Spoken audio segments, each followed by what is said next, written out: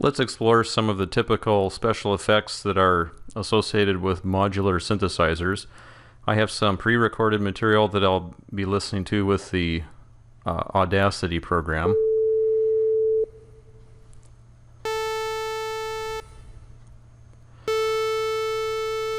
So these three waveforms constitute some of the things that are fairly easy to generate with analog electronics, like a sine wave, a sawtooth wave, and a square wave coming up. And these would be the most typical sound sources, and you can also get noise sources as well.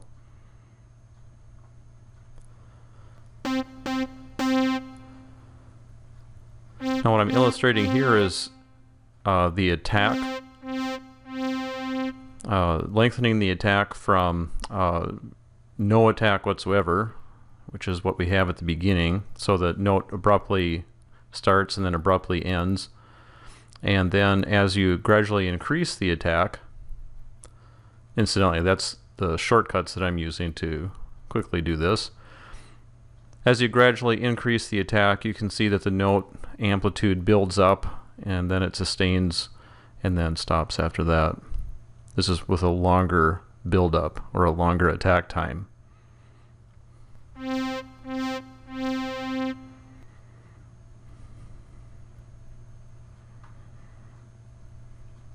All right, let's take a look at the other end with the release.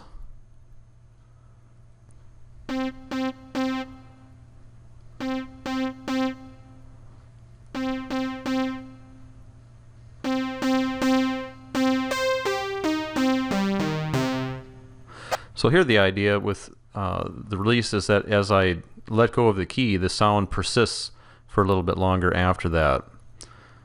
So this time where the sound tends to fade out is actually after the key has been released. And that simulates the effect of a lot of natural instruments where you basically strike it or hit a mallet instrument, for example, and then the sound persists for a while after that.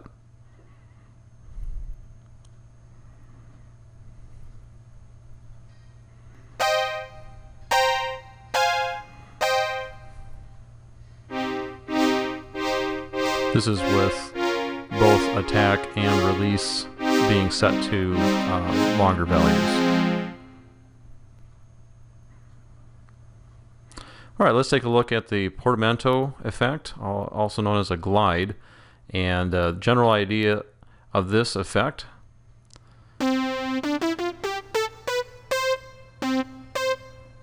which is not in force yet. So there I was playing some notes with no portamento, so that just you can hear the discrete changes from one frequency to the next. That was with a little bit of portamento, so the idea is that the sound will more continuously change its frequency from one note to the other. This is a little bit easier to see if we look at the spectrum display for the signal. Let's try it again from the beginning.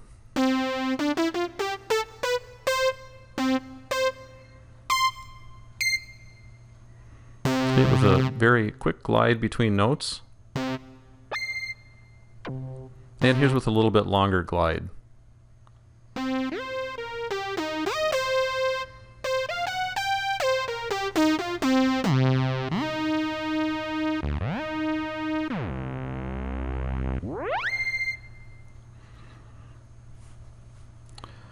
Alright, next effect I'd like to look at is the voltage-controlled filter sweep, also known as a harmonic arpeggio. And this is definitely easier to appreciate if we look at the spectrum of the signal. Okay. Basic sawtooth waveform, and now I'm dialing down the corner frequency of my low-pass filter. You'll notice that the sawtooth waveform is initially a fairly wideband signal with many harmonics or overtones. As I dial down the cutoff frequency, then we restrict the signal to just the fundamental and perhaps a few overtones.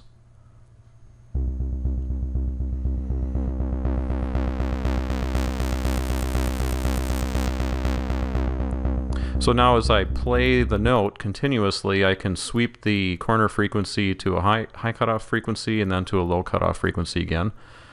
Also, you can adjust the gain at the cutoff frequency and actually get a resonant peak. So that's what the hot spot is right there.